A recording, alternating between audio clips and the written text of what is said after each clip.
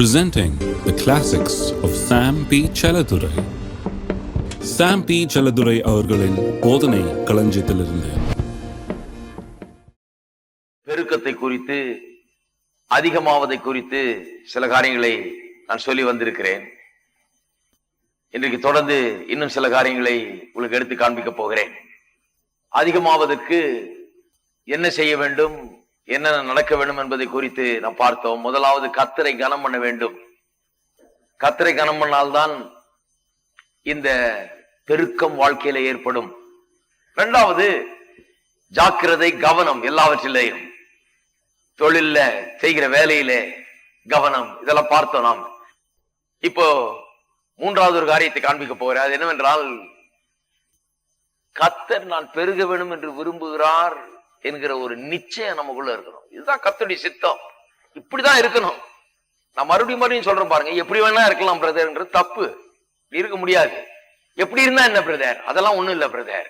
நம்ம கர்த்தருக்காக நாம பாவம் செய்யாம இருந்து மோட்சம் போய் சேர்ந்தா போதும் பிரதர்ங்கிறது இந்த சோம்பேறித்தனமா இருக்கிற சோ கால்டு ஸ்பிரிச்சுவல் பீப்புள் பண்ணுகிற பெரிய பிளண்டர். அது பெரிய தவறு. அது அறிவை எடுத்துக்கொள்கிறது இல்ல. கர்த்தர் புகட்டுகிற அறிவை பாராட்டுகிறது கிடையாது. கர்த்தருடைய வார்த்தையை கவனிக்கிறது கிடையாது. வாழ்க்கையை சீர்படுத்துவது கிடையாது. ஒழுங்குபடுத்துவது கிடையாது. எந்தெந்த காரியத்தை சரிப்படுத்தணுமோ அதை சரிப்படுத்துறது கிடையாது. வாழ்க்கையில் ஒரு நல்ல லட்சியத்தை கடைபிடிக்கிறது கிடையாது. எப்படியோ ஏனோதானு வாழ்ந்துகிட்டு, என்னமோ தோத்திரம் அல்லேலியான்னுகிட்டு கோயிலுக்கு போயிட்டு பைபிளை தூக்கிட்டு என்னத்தையோ ஒண்ணு பண்ணிக்கிட்டு, எப்படி இருந்தா என்ன பிரதர், கர்த்தர் வரும்போது நம்ம எடுத்துக்கொள்ள பண்ணோம் பிரதர் அப்படிங்கிறது எனக்கு கொஞ்சம் கூட ஆகாத ஒரு விஷயம். கர்த்தருக்கு ஆகாத விஷயம்.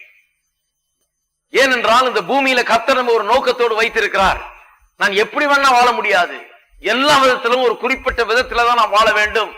என்ன ஒரு காட்சி பொருளாக, என்ன ஒரு எக்ஸிபிஷன் மெட்டீரியல் போல கர்த்தர் பார்க்கிறார்.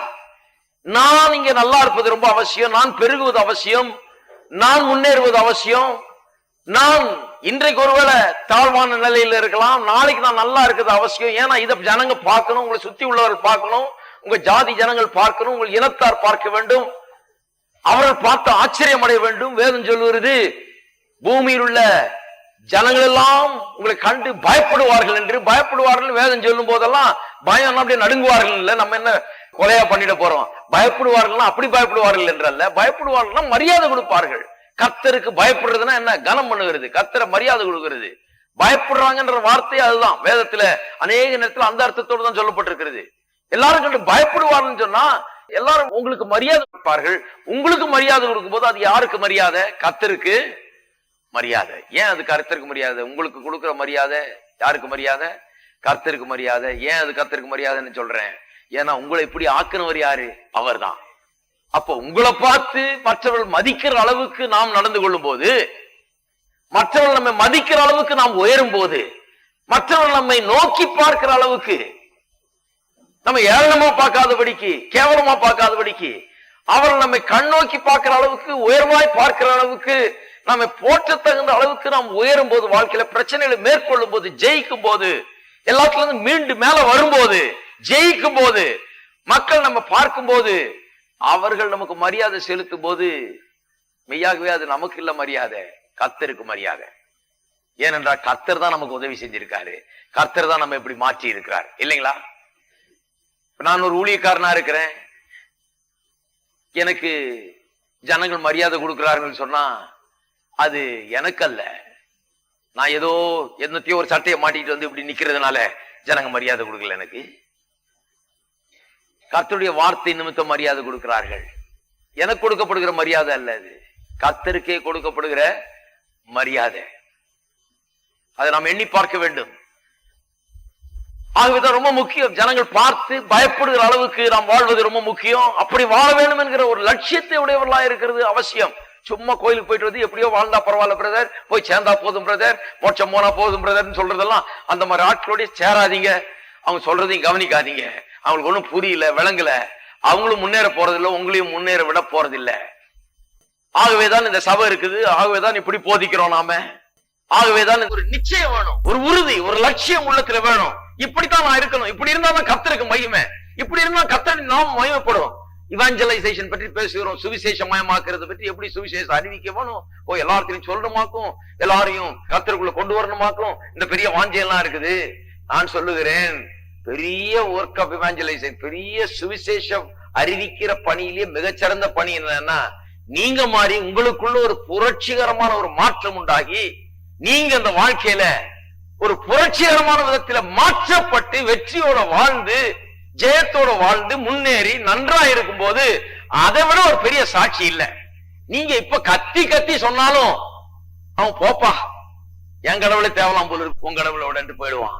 ஆனா அவன் மரியாதை கொடுக்கிற அளவுக்கு நாம வாழும் போது அவன் வந்து கேட்பான், எனக்கு கொஞ்சம் சொல்லு உன் கடவுளை பற்றி, நீ என்ன நம்புற, எனக்கு கொஞ்சம் சொல்லு, உனக்கு கூட யார் இருக்கிறா, உனக்கு யார் உதவி செய்யறா, நீ எப்படி இப்படி ஆன, எப்படி அப்படி இருந்த இப்படி ஆன, எப்படி கொஞ்சம் வருஷத்துக்கு முன்னால அப்படி இருந்த இந்த வருஷம் பார்த்தா இப்படி இருக்கிற, எப்படி நாளுக்கு நாள் பெருக்கமாகிட்டு போற, விருத்தி அடைந்து கொண்டே போகிற, ஏன் இப்படி இருக்கிற, உனக்கு என்ன ஆச்சு ஏதாச்சுன்னு கேட்க ஆரம்பிப்பார்கள். இருக்கீங்களா? ஆகவே சாட்சியா இருப்பீர்கள் தான் சொல்லிருக்குது. போய் அங்கங்க நாம் சாட்சி சொல்லிட்டு வருவோம் இல்ல, சிலர் நினைக்கிறாங்க சாட்சி சொல்லிட்டு வந்தா முடிஞ்சிருச்சு. நிறைய சாட்சிகள் ஓடிட்டு இருக்குது நாட்டுல, அப்படி ஆகும் இப்படி ஆகும், இந்த சாட்சி அந்த சாட்சின்னு. உலகத்துல எல்லா சாட்சி அவங்க கேட்டாங்க பாருங்க, அவங்க எல்லாம் கேட்டாங்க. இந்த கதையெல்லாம் வேண்டாம், உங்க பிரச்சனையும் ஒண்ணுதான், என் பிரச்சனையும் ஒண்ணுதான், நீங்களும் என்ன மாதிரியே தான் இருக்கிறீங்க, உங்களுக்கும் பொறாம இருக்குது, உங்களுக்கு எரிச்சல் இருக்குது, மற்ற இருக்கிறத பார்த்து நீங்களும் ஆத்திரப்பட்டு இருக்கிறீங்க, நீங்களும் குறைப்பட்டுக்கிட்டே இருக்கிறீங்க, நீங்களும் எனக்கு அது இல்லை இது இல்லைன்னு பேசிட்டு, நாங்களும் அது இல்லை இதுல தான் பேசிட்டு இருக்கோம், உங்களுக்கும் கஷ்டம் எங்களுக்கும் கஷ்டம், உங்களுக்கும் இல்லை எங்களுக்கும் இல்லை, அப்ப என்ன பெரிய சாட்சி சொல்றீங்கப்பாங்க. ஹலோ, ஆனா நமக்குள்ள பொறாமை இல்ல, நமக்குள்ள மற்றவர்களுக்கு இருக்கிறத பற்றிய ஒரு ஆதங்கம் இல்ல, நமக்கு அப்படிப்பட்ட இச்சைகள் இல்ல, அப்படிப்பட்ட தவறான ஆசைகள் இல்ல, ஒரு பரிசுத்தமான ஒரு வாழ்க்கை இருக்குது, உன்னதமான லட்சியங்கள் இருக்குது, ஒரு நிறைவோட வாழுகிறோம், ஒரு திருப்தியோட வாழுகிறோம், நன்றாக வாழுகிறோம், சந்தோஷமா வாழுகிறோம், முன்னேறி கொண்டே போகிறோம். அப்படின்னும் போது அப்பதான் வித்தியாசம் உண்டாகுது பாருங்க. அப்பதான் அவன் கவனிக்க ஆரம்பிக்கலாம், நம்ம சொல்லுகிற வார்த்தைகள் அவனுக்கு உள்ளத்துல இறங்க ஆரம்பிக்கிறது. சும்மா போய் சாட்சி சொல்லிட்டு வந்தா போதாது, சாட்சியா இருப்பீர்கள், இருந்து கொண்டு பேசினாதான் அது உரைக்கும், இல்லைன்னா அது உரைக்கவே செய்யாது. எல்லாரும் ராமன் சொல்லுவோம். இதெல்லாம் கேட்கும் போது சிலருக்கு என்னடா அது வயசாகி போச்சு, இந்த காலத்துல வந்து உட்கார்ந்துக்கிட்டீங்க இதெல்லாம் கேட்டுட்டு இருக்கிறீங்க, எப்போ கேட்க வேண்டியது இப்போ கேட்டுட்டு இருக்கிறேன். பரவாயில்ல, இப்ப கேளுங்க, உங்கள் சந்ததியாவது நல்லா இருக்கும், நீங்களும் நல்லா இருப்பீங்க, உங்கள் சந்ததி நல்லா இருக்கும், உங்களுக்கு பின்வருகிறவர்கள் நல்லா இருப்பார்கள், அநேகருக்கு நீங்கள் இதை சொல்லலாம். ஆகையால இதெல்லாம் ரொம்ப அவசியம். பாருங்க, ஒரு லட்சியம் உருவாக வேண்டும்.